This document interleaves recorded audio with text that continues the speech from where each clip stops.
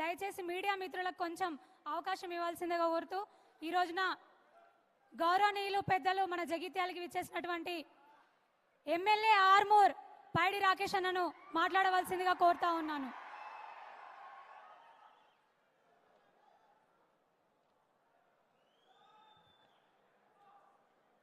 జై శ్రీరామ్.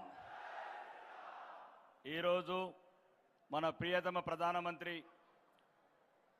నరేంద్ర మోడీ గారు జగిత్యాల వచ్చిన విజయ సంకల్ప యాత్రకు, విజయ సంకల్ప సభకు సందర్భంగా వేదిక నలించిన పెద్దలు, రాష్ట్ర అధ్యక్షులు, కేంద్ర మంత్రివర్యులు కిషన్ రెడ్డి అన్న గారికి, పెద్దలందరికీ మరియు ఈ సమావేశానికి సభకు వచ్చిన భారతీయ జనతా పార్టీ కుటుంబానికి నా యొక్క నమస్సుమాంజలు.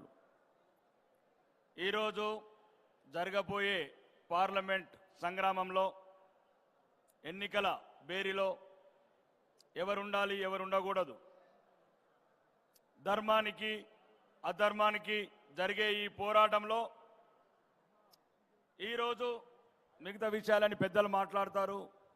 ముఖ్యంగా ఈ జగిత్యాల ఉండాలా, జగిత్యాల ధర్మం ఉండాలంటే, ఈ రెండు ఉండాలంటే దేశం ఉండాలా, ఈ దేశం ఉండాలంటే మోడీ ఉండాలా.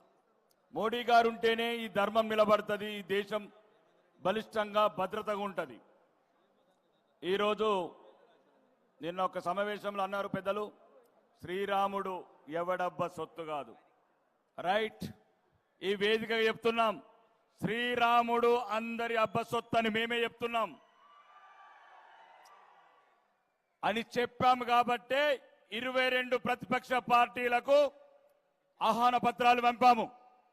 శ్రీరాముడి పునఃప్రతిష్ఠ రోజు, బాలరాముడి పునఃప్రతిష్ఠ రోజు విదేశురాలైనా, స్వదేశీ కోడలు గారైనా శ్రీమతి సోనియా గాంధీ గారికి కూడా రాముడు మనవాడు, అయోధ్య మనదని ఆహ్వాన పత్రం ఇచ్చాము. ఆమె కుమారుడు రాహుల్ గాంధీ గారు కూడా అయోధ్య రామ మందిర పునఃప్రతిష్ఠకు రమ్మని చెప్పాము. రాముడు మన అందరి సొత్తు అని చెప్పాము. రాముడు మన పూర్వీకుల ఆరాధ్య దైవం అని చెప్పాము. అయినా ఒక్కడి కూడా దయ రాలేదు 22 ప్రతిపక్ష పార్టీలకు. దయచేసి మీ అందరికీ చెప్తున్నాను, ఈరోజు ఈ భారతదేశంలో మనం గౌరవంగా తలెత్తుకొని తిరగాలంటే, ఈరోజు సిఏ లాంటి యాక్ట్ మీద నిన్నగాక మొన్న హైదరాబాద్ పార్లమెంట్ సభ్యులు గారు నిన్న కూడా కేసేశాడు. 191 మంది కేసులు వేశారు. మన దేశంలో మనం బతకకూడదు, మన దేశంలో మనం గౌరవంగా ఉండకూడదు.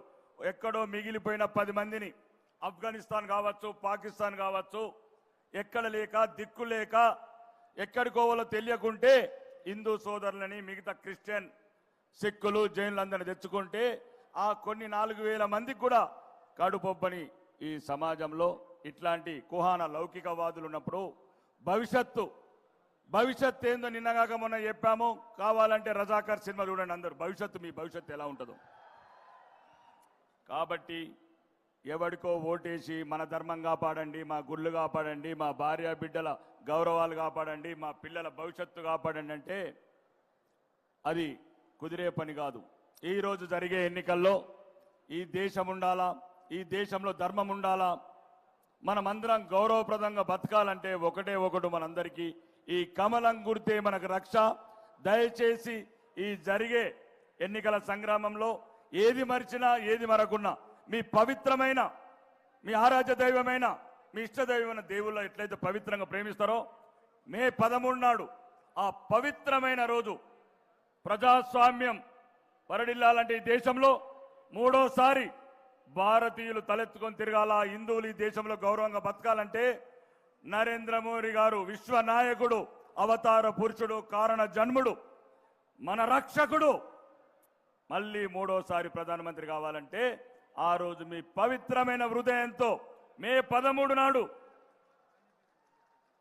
ఉదయం ఒక్కటి ఈవీఎం మిషన్ మీద కనబడాల్సింది కమలం ఒక్కటే.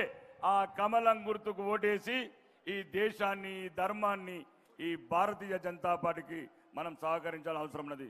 బోలో భారత్ మాతాకి. ధన్యవాదాలన్నా. ఇప్పుడు బీజేపీ జనరల్ సెక్రటరీ